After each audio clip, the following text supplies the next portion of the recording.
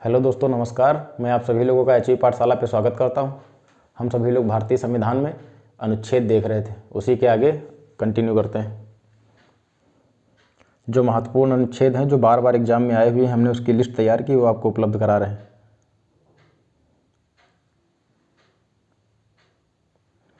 तो अगला हमारा अनुच्छेद है 32।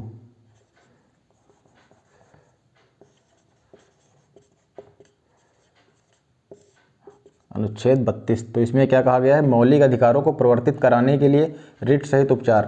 तो इसका तात्पर्य क्या है? जब हमारे मौलिक अधिकारों का उल्लंघन होता है सरकार के द्वारा या किसी व्यक्ति के द्वारा, तो हम सीधे सर्वोच्च न्यायालय जा सकते हैं। तो सर्वोच्च न्यायालय क्या करता है? उसके उपचार के लिए रिट जारी करता है। बंदी प्रत्यक्षीकरण, परमादेश, उत्प्रेषण, इस प्रकार की सर्वोच्च न्यायालय के द्वारा रिट जारी करी जाती है। तो देखते हैं क्या है। मौलिक अधिकारों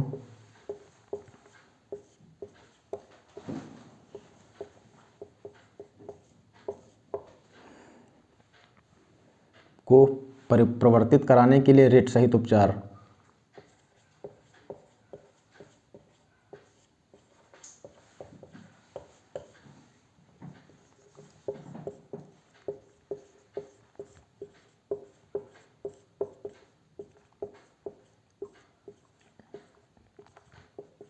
ये हो गया आर्टिकल 32। तो अगर हमारे मौलिक अधिकार का हनन होता है तो हम सीधे सर्वोच्च न्यायालय जाएंगे। सर्वोच्च न्यायालय हमारे मौलिक अधिकारों को लागू करवाने के लिए रिट जारी करेगा। अगला हमारा है आर्टिकल 38, अनुच्छेद 38। इसमें क्या कहा गया है? तो इसमें कहा गया राज्य लोक कल्याण की अभिवृद्धि के लिए सामाजिक व्यवस्था बनाएगा। राज्य लोक कल्याण के लिए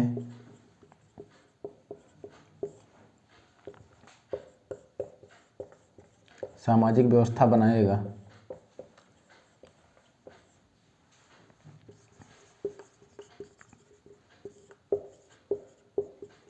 तो इसका तात्पर्य क्या है? तात्पर्य है कि राज्य जो है सामाजिक व्यवस्था को बनाए रखने के लिए, मतलब लोक कल्याण को बनाए रखने के लिए सामाजिक व्यवस्था को बनाएगा। असमानताओं को दूर करने के लिए जो भी उपाय किए जाएंगे वो राज्य के द्वारा किए जाएंगे। अनुच्छेद 40, आर्टिकल 40। इसके अंतर्गत क्या कहा गया है? ग्राम पंचायतों का संगठन, ग्राम पंचायतों का गठन।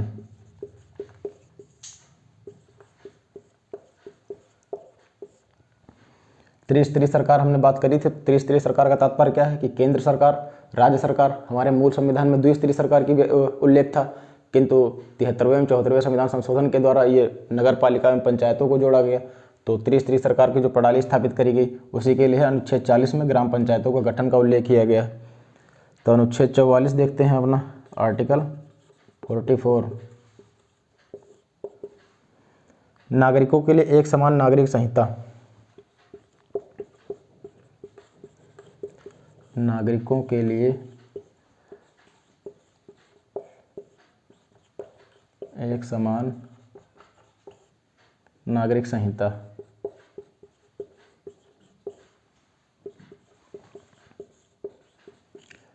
ये काफ़ी चर्चे में भी रहा है, क्योंकि अभी हाल ही में उत्तराखंड में यूनिफॉर्म सिविल कोड को लागू किया गया है। तो आप लोग इसको ध्यान में रखिए, हो सकता है क्वेश्चन आ जाए।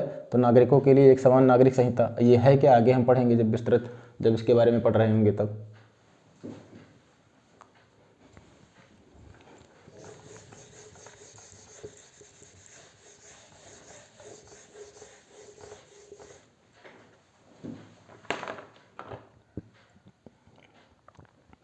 अगला है हमारा अनुच्छेद 45, आर्टिकल 45। तो आर्टिकल 45 में क्या कहा गया है? 6 वर्ष से कम आयु वाले बालकों के लिए निःशुल्क और अनिवार्य शिक्षा। 6 वर्ष से कम आयु के बालकों के लिए, 6 वर्ष से कम आयु के लिए, कम आयु वाले बालकों के लिए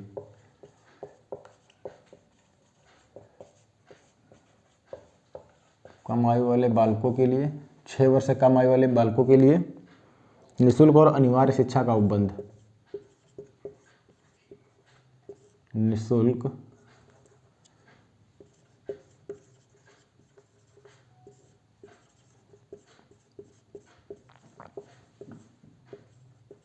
अनिवार्य शिक्षा। हमारे समाज में शिक्षा की बेहतरी के लिए ये किए गए, ये मौलिक अधिकारों के रूप में भी मान्यता प्रदान करने की गई है। तो 6 वर्ष से कम आयु वाले बालकों के लिए निःशुल्क और अनिवार्य शिक्षा कर दी गई। अगला हमारा आर्टिकल कौन सा है? अनुच्छेद 46। ये भी कई बार ये भी बहुत बार पूछा गया है, ये भी कई बार पूछा गया है। आर्टिकल 46 इसमें क्या है? तो इसमें है कि अनुसूचित जातियों और अनुसूचित जनजातियों और अन्य कमजोर वर्गों के शिक्षा और अर्थ संबंधी हितों की अभिवृद्धि। तो ये पूछा जाता है कि अनुसूचित जातियों तथा अनुसूचित जनजातियों से कौन सा आर्टिकल संबंधित है? तो अनुच्छेद 46। तो इसमें क्या लिखा गया है? अनुसूचित जातियों और अनुसूचित जनजातियों, अनुसूचित जातियों तथा जनजातियों, अनुसूचित जनजातियों, अनुसूचित जनजातियों और अन्य कमजोर वर्गों के तथा अन्य कमजोर वर्गों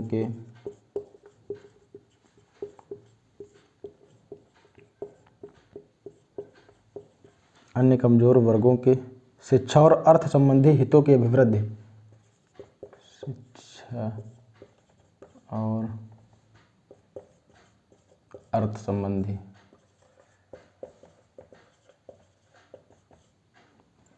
हितों की अभिवृद्धि।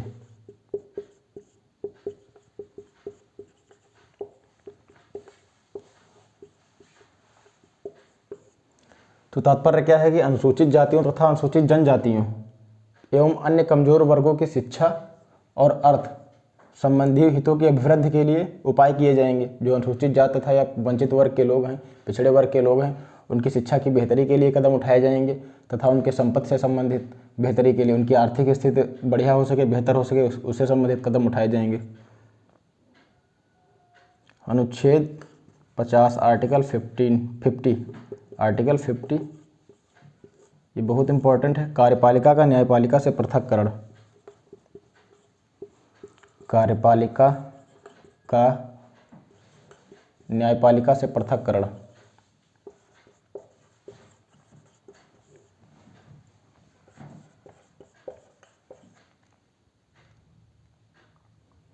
कार्यपालिका का न्यायपालिका से पृथक्करण।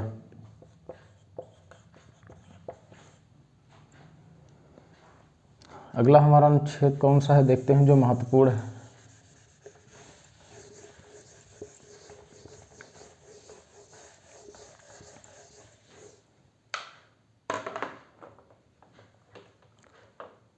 आर्टिकल 51। आर्टिकल 51 अंतर्राष्ट्रीय शांति और सुरक्षा की अभिवृद्धि।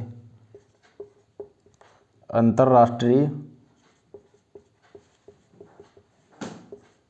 शांति एवं सुरक्षा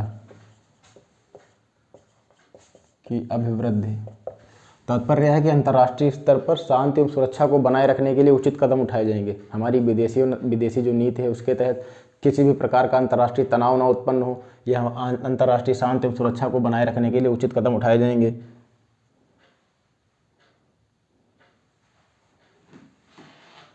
आर्टिकल 51 के क में क्या है? इसमें मौलिक कर्तव्यों को जोड़ा गया है।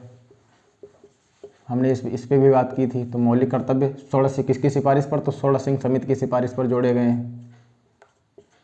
मौलिक कर्तव्य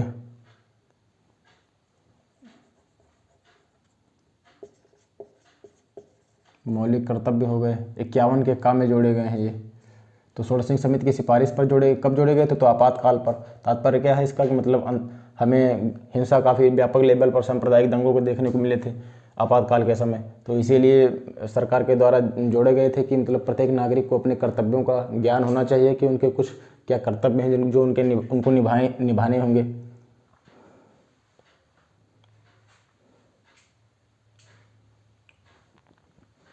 अब बात करते हैं आर्टिकल 72 की। आर्टिकल 72 की। तो इसमें क्या कहा गया है? तो इसमें क्षमा आदि के कुछ मामलों में दंडादेश के निलंबन, परिहार या लघुकरण की राष्ट्रपति की शक्ति। इसमें क्षमादान संबंधित शक्तियां हैं। क्षमादान संबंधी शक्तियां किसकी हैं? राष्ट्रपति की।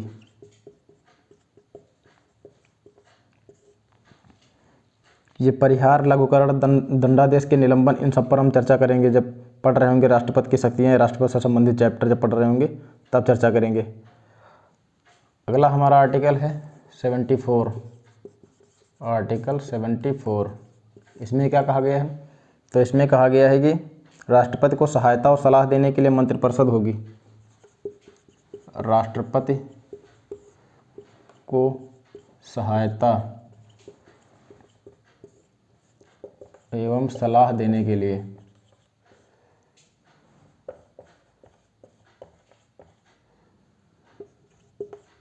राष्ट्रपति को सहायता एवं सलाह देने के लिए मंत्रिपरिषद। हमने कहा था, बात की थी कि नाम मात्र की कार्यपालिका और वास्तविक कार्यपालिका। किस पर हमने बात की थी? तो नाम मात्र की कार्यपालिका तथा वास्तविक कार्यपालिका।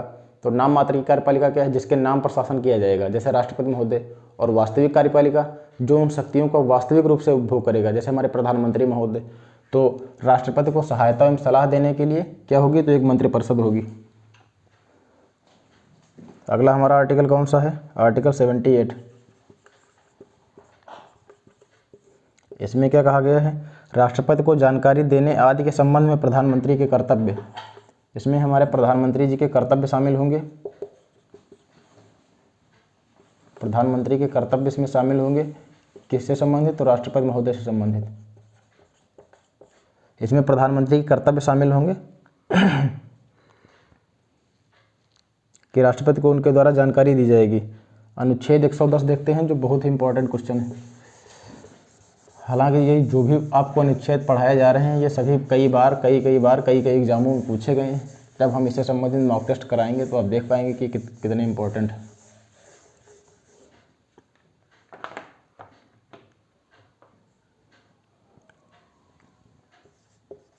अनुच्छेद 110, इसमें क्या है? इसमें धन विधेयक की परिभाषा का उल्लेख किया गया है। क्वेश्चन पूछा जाता है कि धन विधेयक की परिभाषा का उल्लेख किस अनुच्छेद में? तो अनुच्छेद 110 में धन विधेयक की परिभाषा, धन विधेयक की परिभाषा का उल्लेख किसमें किया गया है? तो अनुच्छेद 110 में। अगला हमारा अनुच्छेद कौन सा है? 112। इसमें क्या कहा गया? इसमें वार्षिक वित्तीय विवरण की बात की गई है। वार्षिक वित्तीय विवरण, इसमें वार्षिक वित्तीय विवरण की बात की गई है। अगला हमारा अनुच्छेद कौन सा है? 123। इसमें संसद के विश्रांति काल में अध्यादेश प्रख्यापित करने की राष्ट्रपति की शक्ति। इसमें राष्ट्रपति अध्यादेश को जारी करने की शक्ति राष्ट्रपति की। अध्यादेश किसके द्वारा जारी किए जाएंगे? तो राष्ट्रपति महोदय के द्वारा। इसमें राष्ट्रपति महोदय के द्वारा अध्यादेश जारी करने की शक्ति किसमें है? तो अनुच्छेद 123 में। कब? जब संसद के समय विश्रांति काल। तात्पर्य है कि जब संसद के सत्र ना चल रहे हों तब। अनुच्छेद 143, इसमें क्या है? तो इसमें है उच्चतम न्यायालय से परामर्श करने की राष्ट्रपति की शक्ति। इसमें राष्ट्रपति महोदय उच्चतम न्यायालय से परामर्श कर सकेंगे किसी भी मसले को लेकर के। हालांकि सुप्रीम कोर्ट परामर्श देने के लिए बाध्य भी कुछ मसलों को लेकर के बाध्य नहीं है। तो आगे इस पर हम चर्चा करेंगे जब सुप्रीम कोर्ट के बारे में पढ़ रहे होंगे। तो अनुच्छेद 143 में क्या है? राष्ट्रपति महोदय परामर्श लेंगे सुप्रीम कोर्ट से किसी भी मसले को लेकर के, जिस मसले को लेकर के उनको डाउट होगा। आर्टिकल 155, अनुच्छेद 155। तो इसमें क्या कहा गया है? राज्यपाल की नियुक्ति की जाएगी। इसमें राज्यपाल की नियुक्ति।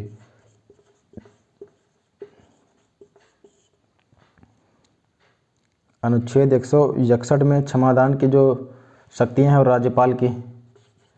आर्टिकल अनुच्छेद 161, इसमें क्षमादान, यह भी क्षमादान से संबंधित है।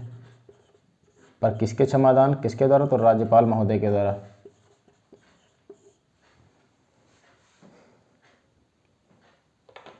अगले हम देखते हैं कौन कौन से हैं।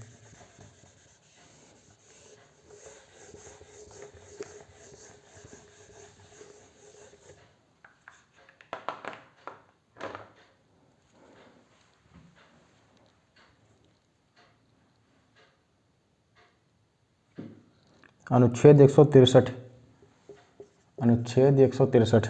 तो इसमें क्या कहा गया, राज्यपाल को सहायता और सलाह देने के लिए मंत्रिपरिषद, इसमें मंत्रिपरिषद होगी एक राज्य स्तर पर।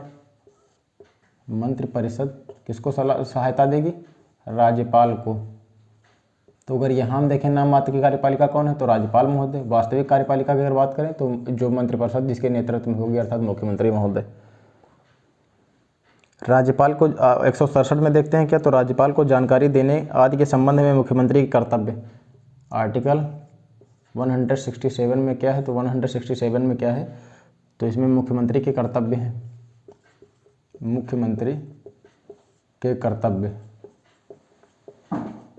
कैसे कर्तव्य होंगे, तो राज्यपाल को जानकारी देंगे,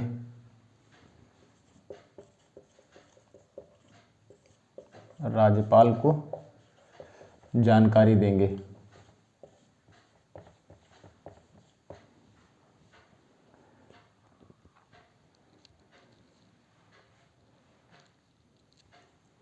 अगला हमारा अनुच्छेद है 169।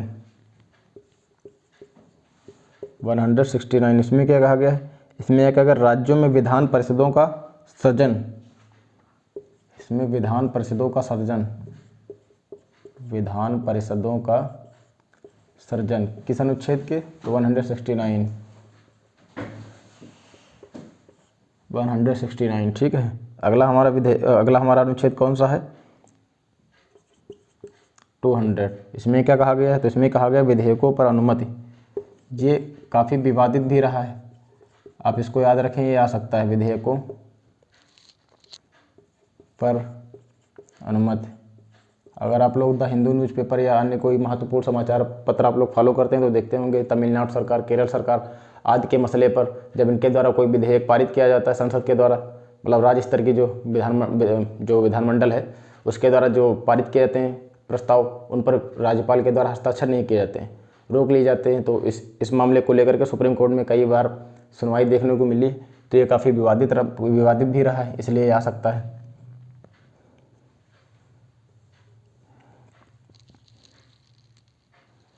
अनुच्छेद 213, 213 इसमें क्या कहा गया, विधानमंडल में के विश्रांति में अध्यादेश प्रख्यापित करने की राज्यपाल की शक्ति। इसमें अध्यादेश जारी करने की शक्ति किसकी बात की गई है, तो राज्यपाल महोदय के द्वारा, राज्यपाल महोदय के द्वारा अध्यादेश जारी किए जाएंगे। अनुच्छेद 226 में क्या कहा गया है, तो इसमें कहा गया है कुछ रिटें निकालने की उच्च न्यायालय की शक्ति। उच्च न्यायालय के द्वारा रिट जारी करी जाएंगी, उच्च न्यायालय के द्वारा रिट जारी करी जाएंगी किस अनुच्छेद के तहत, तो अनुच्छेद 226 के तहत।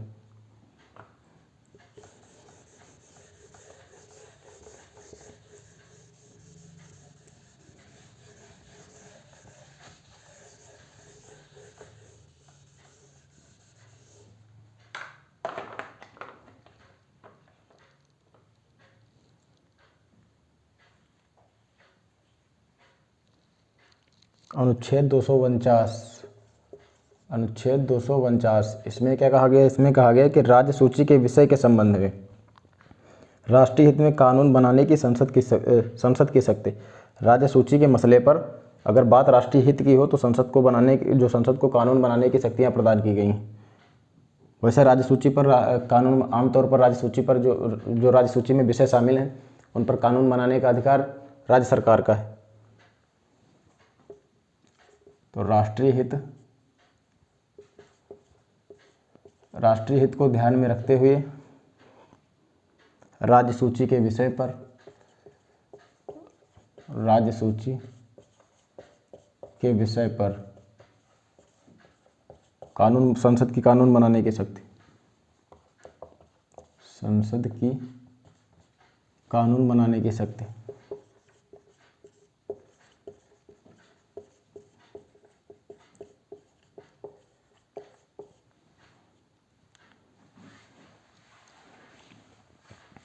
अनुच्छेद 262,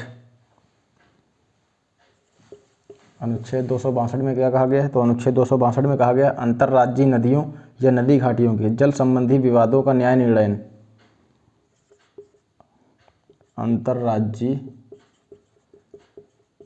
अंतर्राज्यीय नदियों या नदी घाटियों, अंतर्राज्यीय नदियों से संबंधित जो विवाद होंगे या जल संबंधी विवाद जो होंगे,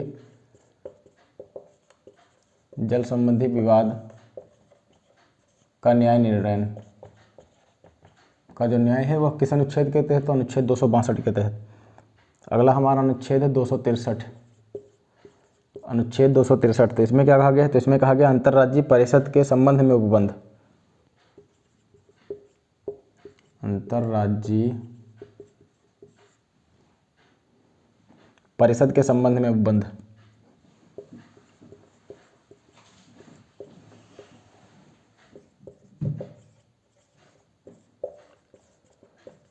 उपबंध अंतर्राज्यीय परिषद का गठन किस अनुच्छेद के तहत किया जाएगा? तो अनुच्छेद 263 के तहत। अगर कोई जल संबंधी विवाद को हल करना हो या अंतर्राज्यीय नदियों से संबंधित, नदी घाटियों से संबंधित कोई विवाद का हल करना हो तो अनुच्छेद 262 का प्रयोग किया जाएगा। राष्ट्रीय हित पर अगर राज्य सूची के विषय पर कोई कानून बनाना हो तो संसद को जो शक्ति प्राप्त हुआ किस अनुच्छेद के तहत? तो अनुच्छेद 249 के तहत।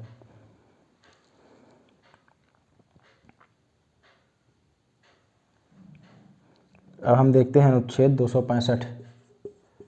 265 में क्या कहा गया है कि विधि के प्राधिकार के बिना करों का अधिरोपण ना किया जाना,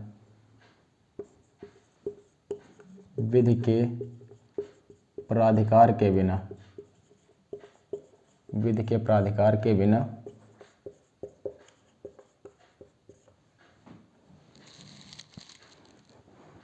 व्यक्तियों को विधि के कौन सा अनुच्छेद? 265। तो अनुच्छेद 265 के अंतर्गत क्या कहा गया? विधि के प्राधिकार के बिना करों का अधिरोपण ना किया जाना, करों का अधिरोपण ना किया जाना।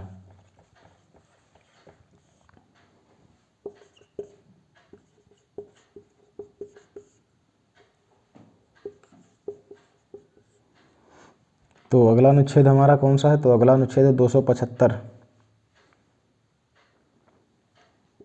275 में क्या कहा गया? जो संघ से अनुदान होंगे,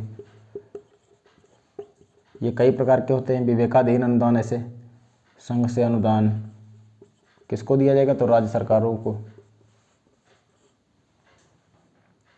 अगला हमारा अनुच्छेद 280। इसमें क्या कहा गया? तो वित्त आयोग। प्रश्न देखने को मिलता है कि निम्नलिखित में से वित्त आयोग का संबंध किस अनुच्छेद से है? तो 280 से। ये वित्त आयोग का गठन कब किस अनुच्छेद के अनुसार किया जाएगा? तो अनुच्छेद 280 के अनुसार किया जाएगा।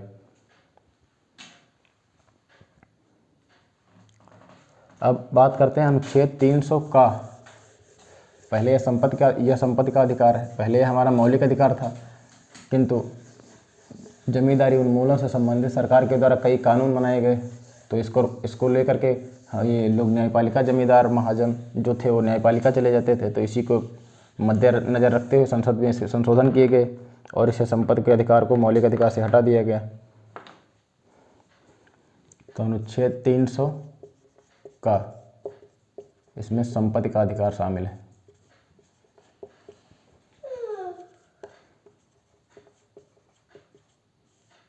पहले 19(1)(f) यह भी था संपत्ति के अधिकार, जिसमें 19(f) के तहत क्या था? 19(1)(f) के तहत क्या था? 19(1)(f) के तहत था कि मतलब संपत्ति का अर्जन, व्ययन करना, ये सभी शामिल थे। परंतु इन सभी को हटा दिया गया मौलिक अधिकार की श्रेणी से।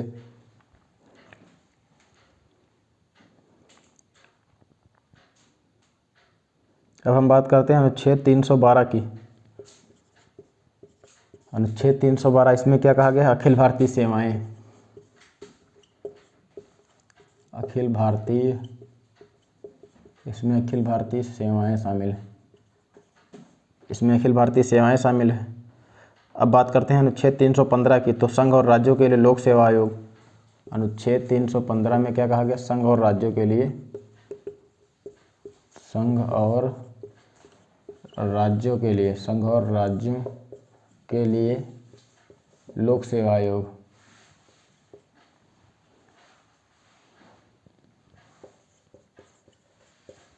लोक सेवा आयोग, संघ और राज्यों के लिए लोक सेवा आयोग। अनुच्छेद 320 लोक सेवा आयोग की कृत्य, हालांकि इतना इंपॉर्टेंट नहीं है, पर आप 312, 315 याद रखिए। अनुच्छेद 324 देखते हैं, इसमें क्या कहा गया। तो इसमें निर्वाचन संबंधित है, ये निर्वाचन से संबंधित है। उसका अधीक्षण, निर्देशन और नियंत्रण का निर्वाचन आयोग में निहित होना। अनुच्छेद 330, इसमें क्या कहा गया। लोकसभा में अनुसूचित जातियों और अनुसूचित जनजातियों के लिए स्थानों का आरक्षण। तो ये क्वेश्चन देखने का मिलता है कि कौन सा ऐसा अनुच्छेद है जिसके तहत लोकसभा में अनुसूचित जातियों और अनुसूचित जनजातियों के लिए स्थानों का आरक्षण किया गया है या सीटों का आरक्षण किया गया है। तो अनुच्छेद 330 के तहत लोकसभा में SC/ST के लिए सीटों का, SC/ST के लिए स्थानों का आरक्षण या सीटों का आरक्षण, जो भी आप उसे समझें।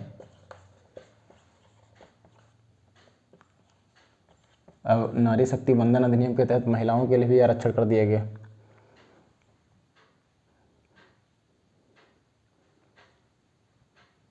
अनुच्छेद 335, इसमें क्या कहा गया है। इसमें कहा गया है कि सेवाओं और पदों के लिए अनुसूचित जातियों और जनजातियों के दावे, सेवाओं एवं पदों के लिए, सेवाओं एवं पदों के लिए SC/ST के दावे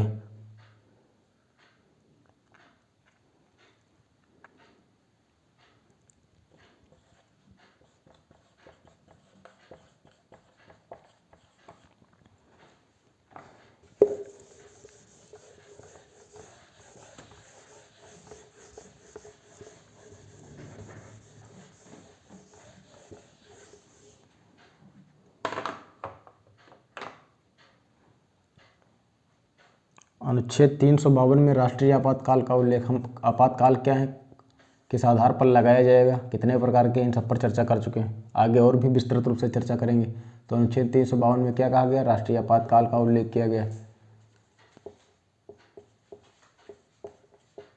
अगर क्वेश्चन आता है कि राष्ट्रीय आपातकाल किस अनुच्छेद से संबंधित, तो अनुच्छेद 352 से संबंधित है।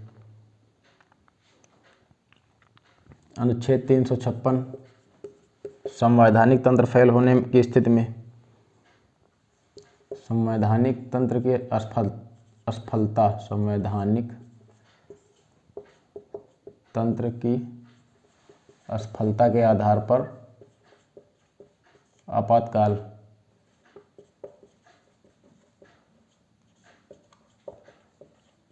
अनुच्छेद 365 अगर हो, ये संख्याएं इधर से आपस में एक्सचेंज कर दीजिए।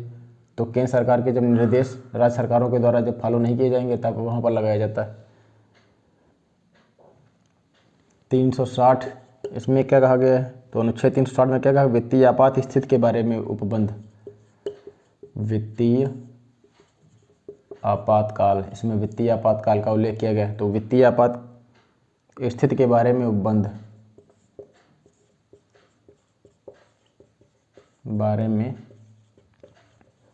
उपबंध किए गए। वित्तीय आपातकाल का उल्लेख किसमें किया गया, तो अनुच्छेद 360 में। अनुच्छेद 365, इसमें किसका उल्लेख किया गया, तो अभी हमने बताया जब केंद्र सरकार के निर्देश संघ द्वारा दिए गए निर्देशों का अनुपालन करने में या उनको प्रभावी करने में असफलता का प्रभाव। किसके, तो केंद्र के निर्देश जो दिए जाएंगे जब उसका पालन करने में राज्य सरकारें असफल होंगी।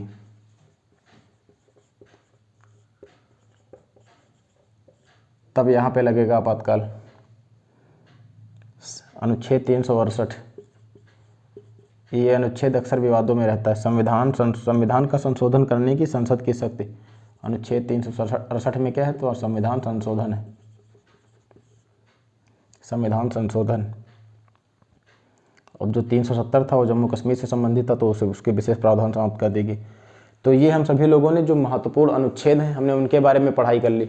अब जैसे जैसे हम प्रत्येक चैप्टर के अनुसार बढ़ते जाएंगे वैसे कि मतलब कौन से अनुच्छेद के कितने क्लास, सब क्लास हैं, उन सब के बारे में हम विस्तृत रूप से चर्चा करेंगे।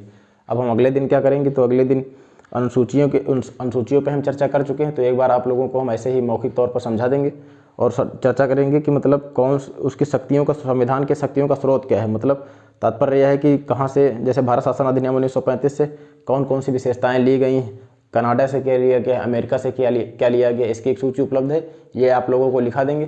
फिर उसके बाद हम लोग फंडामेंटल राइट्स की ओर बढ़ेंगे। अगला चैप्टर हमारा क्या होगा इसके बाद? फंडामेंटल राइट्स, हमारे जो मौलिक अधिकार हैं उनके बारे में हम चर्चा करेंगे। तो धन्यवाद दोस्तों, नमस्कार, मिलते हैं अगले लेक्चर में।